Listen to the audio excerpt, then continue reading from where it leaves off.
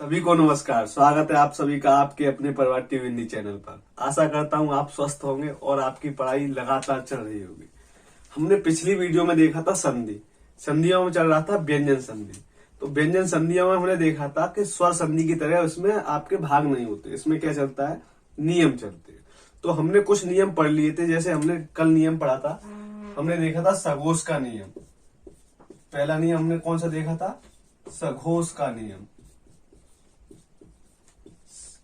सघोष में क्या था, मान के चलिए अगर किसी वर्ग का पहला वर्ड आए और उसके बाद आपका क्या मिल जाए, आपको सघोष वर्ड मिल जाए, सघोष वर्ड मिल जाए, तो ये पहला वर्ग अब उसी वर्ग के तीसरे वर्ड में आदेश हो जाता था। ठीक है, ये आपका कौन सा था, सघोष का नियम कहलाता था। अब प्रश्न ये बनता था कि सघोष वर्ड क्या थे, वो हमने पिछली वीडियो में कवर कर चुके हैं। यदि जिन्होंने भी हमारा पिछला वीडियो नहीं देखा है तो वो प्लेलिस्ट में जाके आई बटन पर कॉर्नर पे जाके क्लिक करके उसको प्राप्त कर सकता है और उस वीडियो को वहां से देख सकता है। हमने दूसरा नियम क्या पढ़ा था, इसी का नियम हमने पढ़ा था। मान के चलिए सघोष वर्ड में कौन सा वर्ड आता है, तीसरा, चौथा, पांचवा। किसी भी वर्ग का तीसरा, चौथा, पांचवा वर्ड क्या माने जाते हैं, सघोष वर्ड। साथ साथ और क्या, अंतस्थ व्यंजन यर, ल और व। एक ऊष्म व्यंजन भी आता है इसमें, वो है वो आपका हा। और सभी के सभी क्या, स्वर, सभी स्वर ये भी क्या माने जाते हैं, आपके सघोष वर्ण माने जाते हैं। तो यदि पहले वर्ण के बाद सघोष वर्ण आए, लेकिन अपवाद के तौर पे हमको क्या रखना होता था, पांचवा वर्ण नहीं आना चाहिए। तो ये पहला वर्ण उसी वर्ग के तीसरे वर्ण में आदेश हो जाता। अब मान के चलिए दूसरा नियम हमारा क्या था, नियम नंबर 2 हमने देखा था। नियम नंबर 2 क्या था हमारा, मान के चलिए पहले वर्ण के बाद यदि पांचवा ही वर्ण आ जाए किसी वर्ग का, तो ये पहला वर्ण उसी वर्ग के पांचवें वर्ण में क्या हो जाता था, आदेश हो जाता था। अब ये पांचवा वर्ण से मतलब नासिक के, ठीक है, हम क्या बोल सकते हैं, नासिक के वर्ण। तो हमने कल की वीडियो में ये भी एक नियम देख लिया था। साथ साथ हमने एक नियम देखा था, नियम नंबर 3। मान के चलिए कि हमारा अगर पहला वर्ण आता है किसी वर्ग का और उसके बाद हमारा क्या, सघोष में क्या मिल जाए आपको, ऊष्म वर्ण हा मिल जाए, तो क्या होता था, ये तो अपने तीसरे में आदेश हो जाता था और ये हा उसी वर्ग के चौथे वर्ण में आदेश हो जाता था। हमने ये नियम भी देखा था। या चौथा लिख सकते हैं, या हम चौथे की जगह पे हा का भी हम उपयोग में ले सकते हैं। तो अब तक की वीडियो हमने पिछली वीडियो में सघोष का नियम, वही नासिक के वर्ण का नियम और आपका जो हा सघोष के रूप में आता है उसको हम चौथे वर्ण में बदल देते हैं, ये वाला नियम हम कंप्लीट कर चुके हैं। आज इससे आगे वाले नियमों को आज हम देखेंगे, बारी बारी से उनके उदाहरण भी देखेंगे। आज का जो नियम है वो पहले नियम का उपनियम मान सकते हैं। जैसे मान के चलिए एक उदाहरण से मैं आपको उस नियम को समझाने का प्रयास करता हूं।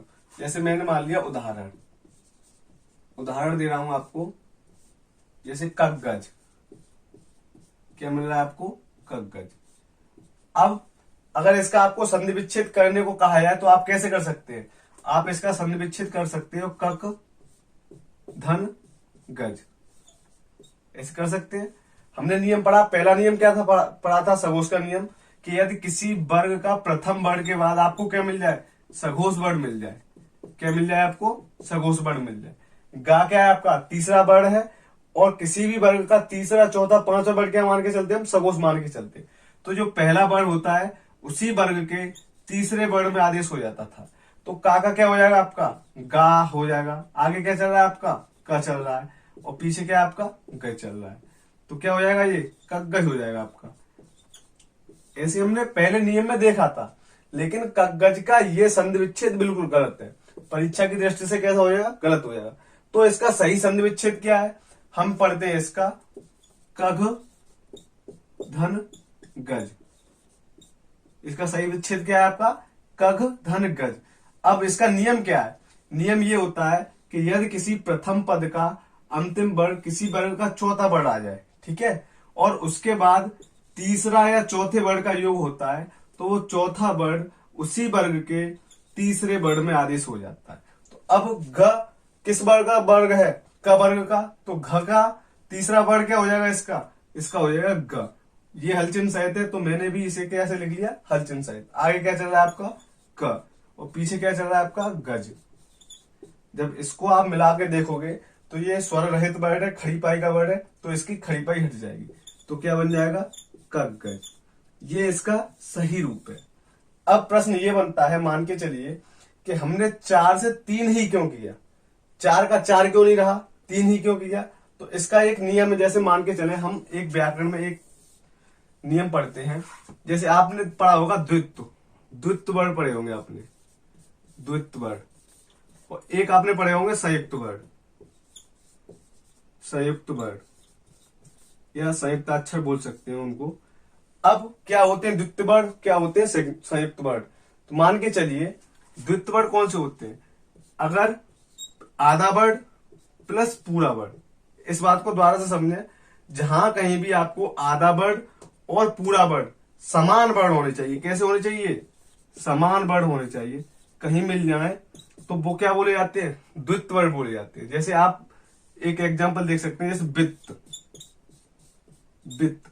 अब ये वाला वर्ड क्या माना जाएगा आपका, द्वित्व वर्ड माना जाएगा। क्यों, क्योंकि जो आधा ता है ये आधा वर्ड मिल गया, और जो पूरा ता है ना वो भी पूरा, लेकिन ये कैसे वर्ड है, समान वर्ड है, तो ये आपके कैसे माने जाएंगे, द्वित्व वर्ड माने जाएंगे। वहीं संयुक्त वर्ड क्या होते हैं, ये भी पहचान भी इसकी यही सेम होती है कि पहला वर्ड कैसा होगा, आधा, प्लस दूसरा वर्ड कैसा होगा, ये पूर्ण वर्ड, पूर्ण वर्ड होता है। लेकिन यहाँ पे जो आधा वर्ड और पूरा वाला वर्ड समान नहीं होते, यहाँ पे कैसे होते हैं, असमान होते हैं, असमान होते हैं। जैसे आप एक शब्द देख सकते हैं, जैसे मुक्त, मुक्त। अब यहाँ पे देख रहे हैं आप कि जो का वर्ड है ना वो आधा है और ता वर्ड है वो पूरा है, लेकिन ये वर्ड कैसे हैं आपके, असमान वर्ड है, तो ये वाले वर्ड क्या बोले जाएंगे, आपके संयुक्त वर्ड बोल दिए जाएंगे। अब जहां भी आपने कभी पढ़ा होगा कि जहां आपको आधा वर्ड और प्लस पूरा वर्ड मिल जाए, तो हमेशा कभी महाप्राण वर्ड कभी नहीं हो सकते, महाप्राण वर्ड कभी नहीं हो सकते। हमेशा कैसे होंगे, वो अल्प प्राण वर्ड होंगे। कैसे होंगे, ये अल्प प्राण होंगे। अब प्रश्न ये बनता है कि महाप्राण वर्ड कौन से होते हैं और अल्प प्राण वर्ड कौन से होते हैं। तो इनसे संबंधित वीडियो हमने पहले बहुत बारी कवर कर चुके हैं वर्ड विचार टॉपिक में। यदि जिन लोगों ने हमारा वो वाला वीडियो नहीं देखा है तो वो आप राइट कॉर्नर में आई बटन पे जाके उन वीडियो को प्राप्त कर सकता है और वहां से सही से पढ़ सकता है। तो मान के चलिए प्रत्येक वर्ड का दूसरा और चौथा वर्ड क्या माना जाता है, महाप्राण वर्ड माना जाता है। वहीं पहला, तीसरा और पांचवा वर्ड कैसे माने जाते हैं आपके, वो आपके अल्प प्राण वर्ड माने जाते हैं। अब हम इस चीज को देख सकते हैं, तो हमेशा क्या नहीं मिलेगा, जैसे मान के चलिए ये आपका क्या है, दूसरा वर्ड, ये भी दूसरा वर्ड, अर्थात डबल महाप्राण वर्ड कभी भी द्वितीय वर्ड के रूप में कभी नहीं मिल सकते। जैसे और देख सकते हैं, जैसे आपको ये वाला कभी नहीं मिलेगा, घा नहीं मिलेगा, ऐसे आपको ये वाला वर्ड कभी नहीं मिलेगा, क्योंकि ये वर्ड कैसे हैं आपके, ये वर्ड आपके महाप्राण वर्ड है। मिलते कैसे हैं आपके, हमेशा जैसे ये मिल सकता है आपको, क्योंकि ये भी का वर्ड, ये भी का वर्ड, ये आपके अल्प प्राण वर्ड है। कहने का मतलब क्या है, अगर यहाँ पे 4 रहता, और एक और चीज समझे, यदि आपके अल्प प्राण और महाप्राण में अगर मिलने वाली बात ही होगी तो हमेशा पहला वर्ड कैसा होगा, पहला वर्ड हमेशा अल्प प्राण होगा और दूसरा वर्ड कैसा होगा, हमेशा महाप्राण हो सकता है। तो यहाँ पे क्या हो रहा था, अगर मैं 4 से 3 नहीं करता तो ये कौन सा वर्ड रहता था, घ रहता, और घ वर्ड कैसा होता है हमारा, हमारा महाप्राण वर्ड होता है, और वहीं ग कौन सा है आपका, अल्प प्राण। तो हमेशा महाप्राण, महाप्राण प्लस अल्प प्राण, ये वाला रूल कैसा हो जाता है, नियम गलत हो जाता है। तो सही कौन सा होता है, हमेशा पहले कौन सा होगा आपका, अल्प प्राण प्लस महाप्राण। और कभी भी महाप्राण महाप्राण कभी भी नहीं मिलते, हमेशा कैसे मिलेंगे, या तो अल्प प्राण मिल सकता है या अल्प प्राण महाप्राण मिल सकता है। तो इस महाप्राण वर्ड को मैंने क्या कर लिया, अल्प प्राण कर लिया, इसीलिए ये अल्प प्राण और अल्प प्राण अब मिल सकते हैं, क्योंकि हमारा द्वित्व वर्ड ये कैसे होते हैं, हमेशा अल्प प्राण और अल्प प्राण मिल सकते हैं। इसीलिए हमने इस नियम को इस प्रकार से समझा। तो अब हम इसको नियम को नियम के रूप में लिख सकते हैं। तो नियम क्या है आपका, नियम है इसका, यदि प्रथम पद का यदि प्रथम पद का अंतिम वर्ण किसी वर्ग का चतुर्थ वर्ण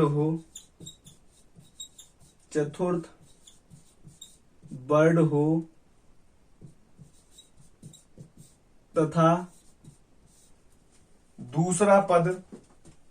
तथा दूसरे पद का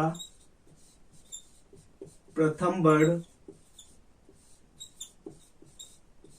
किसी वर्ग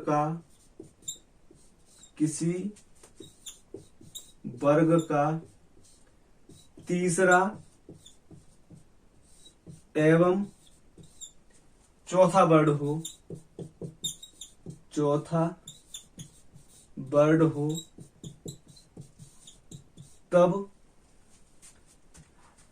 तब चतुर्थ वर्ण अपने ही वर्ग के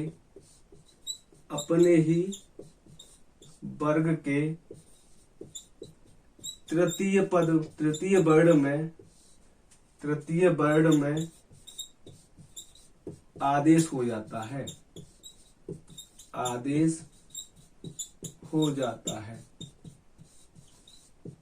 ये हमने क्या पढ़ लिया? नियम। मतलब अगर किसी प्रथम पद का अंतिम वर्ण कैसा हो? चौथा वर्ण हो, और दूसरे पद का प्रथम वर्ण है वो या तो तीसरा हो या चौथा हो, तो जो प्रथम पद का अंतिम वर्ण है वो 4 से उसी वर्ग का क्या हो जाता है? तीसरे में आदेश हो जाता है। वो हमने यहाँ पे एग्जाम्पल के तौर पे देख लिया। इसके और अन्य एग्जाम्पल हैं, वो आपको और बताता हूं। इसका एक अन्य उदाहरण है, जैसे बुद्ध। अब हम बुद्ध का अगर हम सद्धि विच्छेद करते हैं तो क्या बनता है? इसका बनता है बुध धन ध। क्या बनता है? बुध धन ध। अब संधि कहां पे होती है? प्रथम पद के अंतिम वर्ण में, और जो अंतिम पद होता है उसके प्रथम वर्ण में। तो अब हम क्या देखेंगे? ये कौन सा वर्ण है? त वर्ग का चौथा वर्ण है, और उसके बाद आपको क्या मिल रहा है? उसके बाद आपको तीसरा या चौथे वर्ण में से कुछ भी मिल जाना चाहिए। तो आपको कौन सा मिल रहा है? ये चौथा वर्ण मिल रहा है। तो अब ये 4 की जगह पे क्या होगा? उसी वर्ग का तीसरा वर्ण आदेश हो जाता है। अब ता वर्ग का तीसरा वर्ण कौन सा होता है? आपका द होता है, और वो भी ये हलचंद सहित है, तो मैंने भी क्या लिख दिया? हलचंद सहित लिख दिया। आगे क्या चल रहा था आपका? आगे चल रहा था आपका बो, ठीक है, और धा की जगह पे क्या हो गया? द हो गया हलचंद सहित। पीछे क्या चल रहा है आपका? ध चल रहा है। तो अब सबको मिला दिया जाएगा तो क्या बन जाएगा आपका? बुद्ध।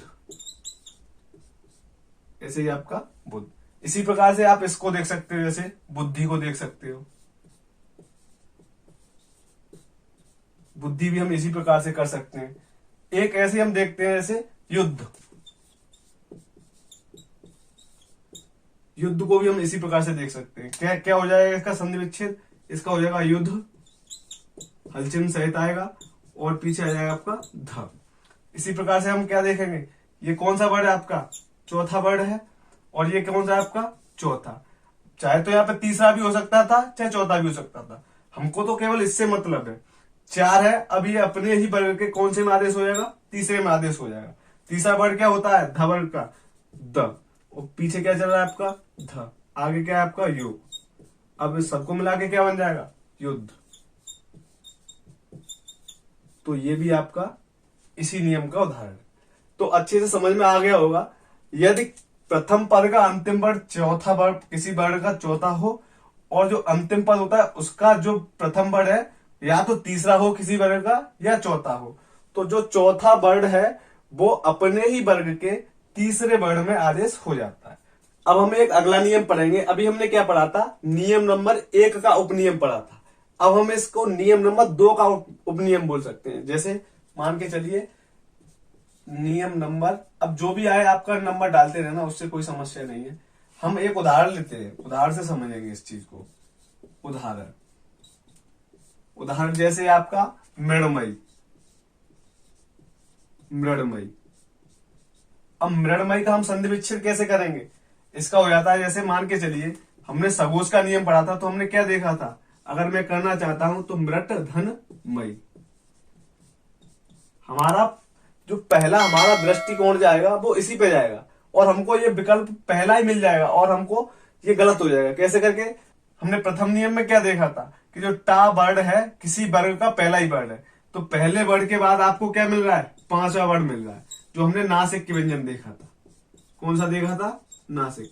तो इसका हमने एक नियम पढ़ा था। नियम क्या पढ़ा था? यदि पहले वर्ड के बाद पांचवा वर्ड मिलता है तो जो पहला वर्ड है अपने ही वर्ग के किस में आदेश हो जाता था? पांचवे में आदेश हो जाता था। तो अब इसकी जगह पे हमने क्या देखा?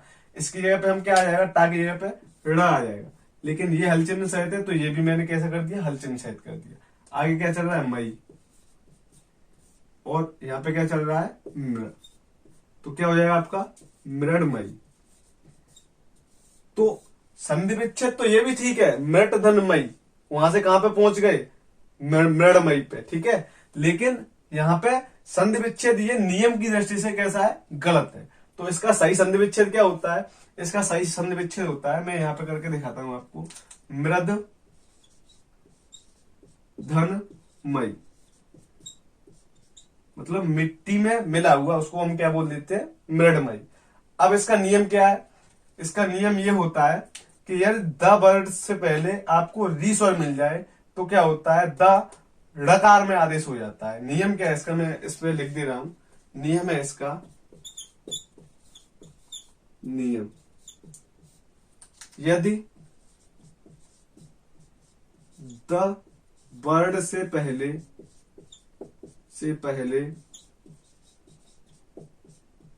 मूर्धन्य स्वर, मूर्धन्य कौन सा था? री। आए तो द के स्थान पर क्या आदेश हो जाता है? ड़कार आदेश हो जाता है। ड़कार आदेश हो जाता है।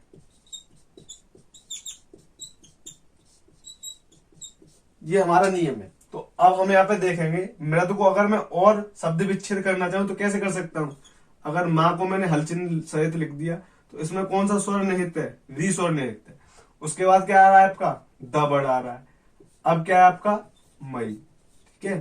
अब हम क्या देख सकते हैं कि किसी दा वर्ड से पहले आपको कौन सा स्वर मिल रहा है? आपको मूर्धन्य स्वर मिल रहा है, मतलब री मिल रहा है। तो अब द किस में आदेश हो जाता है? ड़कार में आदेश हो जाता है। चूंकि ये भी हलचिन्ह सहित है तो मैंने इसे क्या लगा दिया? हलचिन्ह सहित कर दिया। आगे क्या चल रहा है आपका? मृ। मैंने री को इसी में स्वर सहित कर दिया तो मृ। अब पीछे क्या रह गया? मई। तो अब इसको संयुक्त करेंगे हम तो क्या बन जाएगा आपका? मृडमयी। क्योंकि ये हलचिन्ह सहित है और खड़ी पाई का वर्ड है तो इसकी खड़ी पाई हट जाएगी। तो क्या बन गया आपका? मृडमयी। नियम क्या है? दोबारा से समझना नियम। यदि आपको नियम समझ में आ गया तो कोई कठिन काम नहीं, आराम से संधि विच्छेद हो जाएगा। नियम ये होता है कि यदि द वर्ड से पहले आपको मूर्धन्य स्वर का कौन सा मिल जाए? री स्वर मिल जाए, तो फिर द के स्थान पे क्या हो जाता है? ड़कार हो जाता है। तो मैंने देखा मृद में मेरा, अगर मैं देखूं दा से पहले कौन सा स्वर है, तो मैंने माँ को स्वर रहित किया तो री स्वर निकल के आता है। फिर मेरा क्या है? द। और मई मेरा पीछे चली रहा है। तो नियम हमने देखा था, दा के पहले यदि आपको मूर्धन्य स्वर मिल जाए, आपका री मिल जाए, तो फिर दा का क्या हो जाता है? ड़कार हो जाता है। आगे क्या चल रहा था आपका? मेरा पीछे क्या है? मई। तो जब संयुक्त करोगे तो क्या मिल जाएगा आपको? मृडमयी मिल जाएगा। इसके अन्य उदाहरण भी हम और देख सकते हैं, जैसे यहाँ पे मैं लिख देता हूं, जैसे हो जाएगा मृडमय, मृडमय और मृडमूर्ति, मृडमूर्ति। इसके यदि आपको यहां से कहीं से प्रश्न बनेगा तो इसके यही केवल 2 से 3 उदाहरण बनते हैं। या तो बन जाएगा मृडमयी, या बन जाएगा मृडमय, या बन जाएगा मृडमूर्ति, और यहां से कहीं से अलग से कहीं उदाहरण बनते नहीं है। तो हमने इस नियम को भी अच्छे से कवर कर लिया। यदि आपको ये नियम नहीं समझ में आ रहा है या वीडियोस नहीं समझ में आ रहा है तो वीडियो को एक बार पुनः से रिवाइंड करके देख सकते हैं, जिससे आपके क्या कॉन्सेप्ट अच्छे से क्लियर हो जाएंगे। अब हम नया नियम पढ़ेंगे। जैसे मान के चलिए मैं डालता हूं नियम,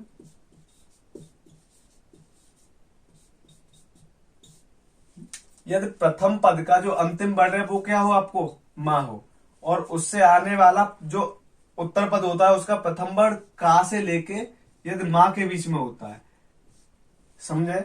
यदि प्रथम पद का अंतिम वर्ड क्या हो, माँ हो, हलचिन सहित हो, और जो उत्तर पद होता है उसका प्रथम वर्ड या का से लेके माँ के बीच में आए, इन बारे व्यंजनों को हमने क्या नाम से जाना था, स्पर्श व्यंजन। किस नाम से जानते थे, स्पर्श व्यंजन के रूप में। और एक उपनाम और इसका देखा था हमने, क्या देखा था, वर्गीय व्यंजन। वर्गीय व्यंजन। अब चूंकि स्पर्श का से लेके मां तक के व्यंजनों को बोलने के लिए हमारी क्या प्राणवायु मुंह के किसी न किसी भाग को स्पर्श करती है, इसलिए हम क्या बोल देते हैं, इसको स्पर्श व्यंजन बोल देते हैं। और का से लेके मां तक के वर्ड किसी न किसी वर्ग में ही आते हैं, समाहित होते हैं, इसलिए इनको हम क्या बोल देते हैं, वर्गीय व्यंजन बोल देते हैं। तो हमारा नियम क्या था, मान के चलिए यदि प्रथम पद का अंतिम वर्ड क्या हो आपको, माँ हो, और वो भी हलचिन सहित हो, और उत्तर पद का प्रथम वर्ड क्या हो, का से लेके माँ तक के बीच में हो, तो माँ अपने ही दो भागों में आदेश हो सकता है। इसके दो रूप बन सकते थे। क्या देखा था हमने, या तो अनुस्वार बन सकता है, या क्या होता है, जो सामने वाला वर्ड आता है उसके पांचवें वर्ड में आदेश हो जाता है। यहां पे लिख दे रहा हूं, सामने वाले वर्ड के, सामने वाले वर्ड के वर्ग के पांचवें वर्ड में आदेश हो जाता है, आदेश हो जाता है। याद कीजिए, जब मैंने आपका संधि टॉपिक प्रारंभ किया था तो इस नियम की चर्चा मैंने वहां पे भी की थी। यदि आपने वो वीडियो देखा है तो आप समझ जाएंगे। जैसे मैंने क्या बताया था कि जैसे एक एग्जाम्पल समझो, एग्जाम्पल के जरिए से, उदाहरण से समझो। जैसे मैंने बताया था आपको संधि, संधि को मैंने दो तरीके से लिखना बताया था आपको। एक इस प्रकार से अनुस्वार का प्रयोग करके हम संधि को लिख सकते थे, या मैंने कैसे बताया था आपको, हम आपका पंचम वर्ण का प्रयोग करके संधि भी हम लिख लेते थे।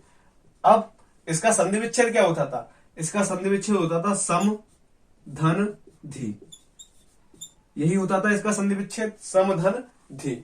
अब हमने क्या देखा, हमने नियम देखो क्या है हमारा, यदि प्रथम पद का अंतिम वर्ड क्या आ रहा है आपका, माँ आ रहा है, प्रथम पद का अंतिम वर्ड क्या है आपका, माँ, और जो दूसरा पद होता है उसका का से लेके माँ तक आ जाए, तो दूसरा पद है उसका हमारा क्या देख रहे हैं हम, ध, तो ध हमारा क्या है, का से लेके माँ तक का एक वर्ड है जिसको हम स्पर्श व्यंजन बोल सकते हैं। तो अब इसका हम संधि विच्छेद कैसे करेंगे, जो माँ है हमारा वो हमारे दो रूपों में विभक्त हो सकता है। कैसे, या तो हम इसकी जगह पे अनुस्वार का प्रयोग कर सकते हैं, या जो आपका ध वर्ड है उसका ही उसी वर्ग का पांचवा वर्ड। तो ध वर्ग का पांचवा वर्ड कौन सा है, मैं लिख दे रहा हूं, ध वर्ग के उसी वर्ग का पांचवा वर्ड, पांचवा वर्ड। तो ध वर्ग का पांचवा वर्ड क्या होता है, न होता है आपका। तो मैंने इसका क्या लिख दिया, न। या तो माँ को मैं अनुस्वार में चेंज कर सकता हूं, या इसको मैं किस में कर सकता हूं, ना में, क्योंकि ये हलचिन सहित है तो मेरा यहाँ पे भी क्या आ जाएगा, हलचिन सहित आ जाएगा। अब हम क्या कर सकते हैं, अब मैं लिख सकता हूं इसको स धन, या तो मेरा अनुस्वार आ सकता है माँ की जगह पे, या क्या आ सकता है, न, वो भी कैसा, हलचिन सहित। पीछे क्या चल रहा है आपका, पीछे चल रहा है आपका धी, तो मैंने आपका धी लिख दिया। अब जब सबको जोड़ूंगा, अगर मैं अनुस्वार का प्रयोग करता हूं तो क्या बनता है आपका इस प्रकार से संधि को हम लिख सकते थे, ये मैंने संधि लिख दी। और यदि मैं अनुस्वार का प्रयोग नहीं कर रहा, पंचम वर्ड का प्रयोग कर रहा हूं, तो मैंने कैसे लिख सकता हूं संधि को, फिर मैं संधि को इस प्रकार से लिख सकता हूं, क्योंकि अब मैंने अनुस्वार का प्रयोग नहीं किया। तो जब मैंने संधि टॉपिक ही प्रारंभ किया था तो इसी नियम से प्रारंभ किया था। नियम क्या है, यदि प्रथम पद का अंतिम वर्ड आपका माँ हो और उत्तर पद का प्रथम वर्ड का से लेके माँ तक कोई सा भी वर्ड आ जाए, तो माँ को हम अनुस्वार में परिवर्तित कर सकते थे, या सामने वाला जो भी वर्ड आता है उसी वर्ग के पांचवें वर्ग में हम आदेश कर सकते थे। तो इस प्रकार से मैंने इसको संधि का आपका संधि विच्छेद करके दिखाया। कई और भी है, जैसे आपको इसके अन्य उदाहरण देख सकते हैं। इसके अन्य उदाहरण में यहां पे लिख देता हूं, जैसे संकर, एक संकर हम ये भी देखते हैं। देखिए दो संकर मिलते हैं, एक ये वाला संकर मिलता है, एक ये वाला संकर मिलता है। तो ये तो संकर महादेव को कहते हैं, शिव को कहते हैं, और ये संकर होता है एक आपका हाइब्रिड, मतलब मिलावट, एक तरीके से मिश्रण बोल सकते हैं। जैसे और देख सकते हैं हम, संबोधन, संबोधन, और देख सकते हैं हम संधान, संधान देख सकते हैं, संबंध देख सकते हैं, संबंध, अलंकार देख सकते हैं हम, अलंकार, या इसी को हम बोल सकते हैं अलंकृति, अलंकृति, अलंकृति देख सकते हैं, अलंकरण देख सकते हैं हम, अलंकरण, और भी हमारे कई हैं जैसे संजय,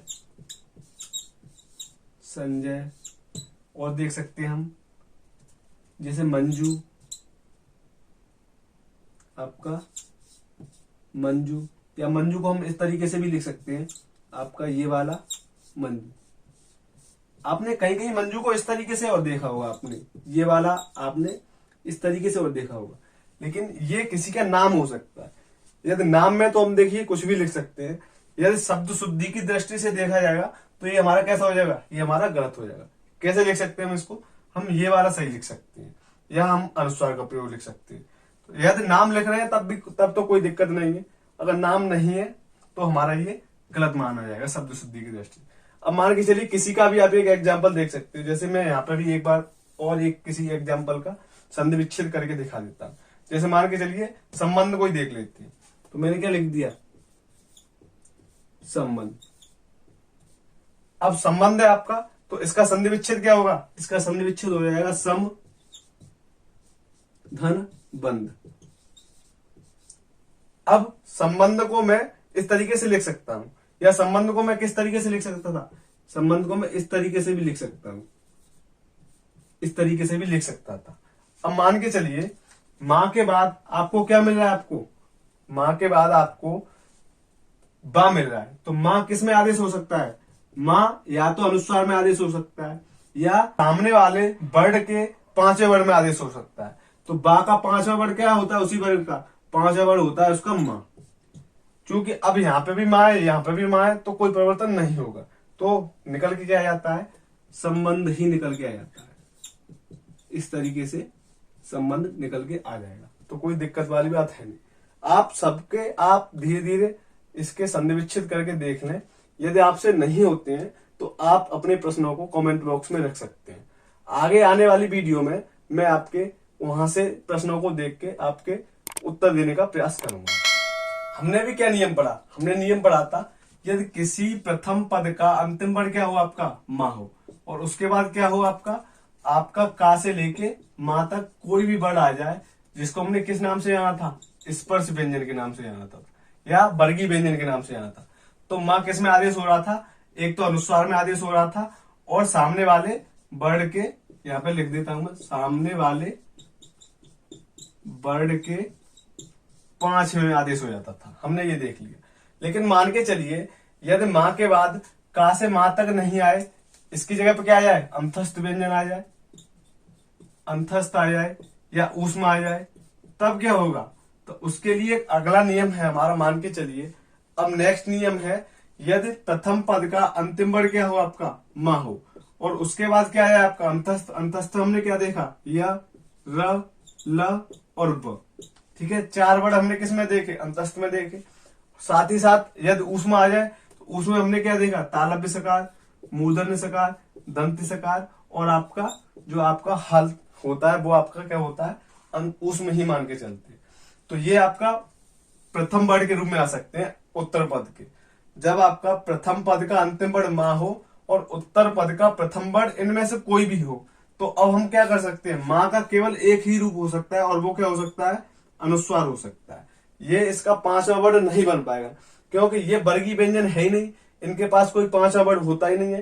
तो हमारा पांचवा वर्ण, ये सामने वाला पांचवा वर्ण नहीं बन सकता। तो इसका नियम क्या लिख सकते हैं हम इसको, इसका नियम मैं यहां पे लिख देता हूं, यदि प्रथम पद का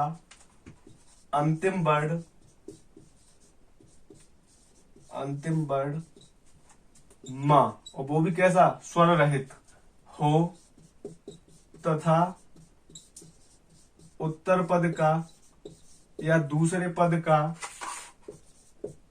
प्रथम वर्ण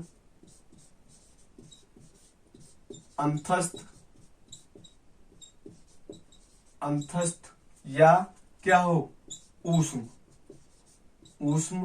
हो, तब म अनुस्वार को हम कैसे कर सकते हैं, अनुस्वार में आदेश हो जाता है, आदेश हो जाता है। जैसे इसका एक एग्जांपल देख सकते हैं, एग्जांपल के थ्रू अच्छे से समझ में आ सकता है, उदाहरण के थ्रू। जैसे एक शब्द पढ़ते हैं हम, संयोग। क्या होता है इसका, संयोग। तो जब हम संयोग का संधि विच्छेद करेंगे तो क्या बनता है, इसका संधि विच्छेद बनता है सम धन योग। अब सम धन योग से संयोग कैसे प्राप्त होता है देखेंगे कि अब माँ वर्ण है, ये प्रथम पद का अंतिम वर्ण क्या है, माँ, वो भी कैसा है, स्वर रहित। और उत्तर पद का प्रथम वर्ण क्या मिला आपको, यह आपका कैसा है, अंतस्थ व्यंजन है। तो अब माँ किस में आदेश हो जाता है, माँ का अनुस्वार में आदेश हो जाता है, अनुस्वार हो जाएगा। और आगे क्या चल रहा है आपका, आगे चल रहा है स, धन अनुस्वार हो गया माँ का, पीछे क्या है आपका, योग।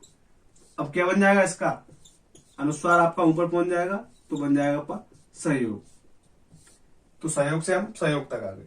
एक अन्य एग्जांपल से भी हम समझ सकते हैं, जैसे संरचना। अब संरचना का संधि विच्छेद करते हैं तो क्या बनता है, इसका हम बनता है सम धन रचना, सम धन रचना। अब हम देख रहे हैं जब प्रथम पद का अंतिम वर्ण क्या है, स्वर रहित माँ, और जो उत्तर पद का प्रथम वर्ण क्या है आपका, र क्या है आपका अंतस्थ व्यंजन है। तो अब माँ किस में आदेश हो जाता है, माँ का अनुस्वार हो जाता है। सामने क्या चल रहा है आपका स, पीछे क्या चल रहा है आपका रचना।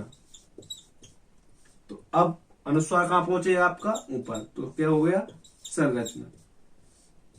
ये भी आपका इसी नियम का उदाहरण है। अगर नियम नहीं समझ आ रहा तो मैं पुनः से समझा दूंगा इसको। जैसे यदि प्रथम पद का अंतिम वर्ण माँ हो और उत्तर पद का प्रथम वर्ण क्या हो आपका, अंतस्थ ऊष्म। हमने देखा था जब हमारा स्पर्श व्यंजन आ रहा था तो जो हमारा माँ था उसके दो रूप हो रहे थे, एक तो अनुस्वार में आदेश हो रहा था और सामने वाले वर्ण का पांचवा वर्ण आ रहा था। लेकिन यहाँ पे क्या होता है, अंतस्थ व्यंजन और ऊष्म व्यंजन, क्योंकि ये वर्गीय व्यंजन नहीं है, इसका पांचवा वर्ण होता ही नहीं है, तो इसका केवल एक ही रूप हो सकता है और वो क्या हो सकता है, उसका अनुस्वार हो सकता है। इसके हमने एग्जाम्पल भी देखे, जैसे संयोग, संरचना। इसके कुछ और एग्जाम्पल है, मैं उसको यहाँ पे लिख दे रहा हूं जो परीक्षा की दृष्टि से बहुत महत्वपूर्ण है। संरक्षण और आपका हो जाएगा संरक्षक, संलाप हो जाएगा, स्वयंवर हो जाएगा आपका, स्वयंवर का संधि विच्छेद क्या बनेगा, इसका संधि विच्छेद बनेगा स्वयं धन वर, स्वयंवर बन जाएगा इसका। और जैसे हम देख सकते हैं संलग्न,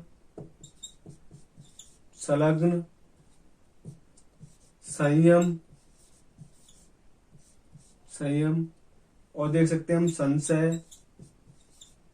संशय। ये सबके सब इसी नियम के उदाहरण है।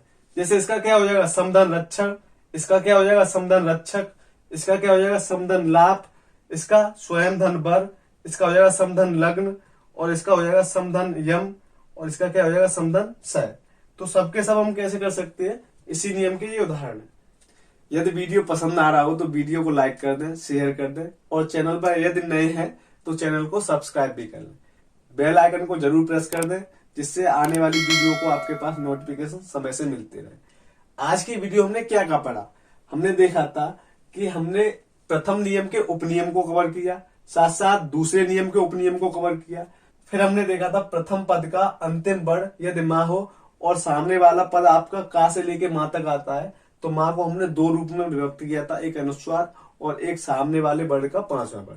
साथ साथ हमने देखा यदि स्पर्श व्यंजन ना आए, अंतस्थ व्यंजन आ जाए और ऊष्म व्यंजन आ जाए तो फिर माँ को हम अनुस्वार में बदल सकते हैं।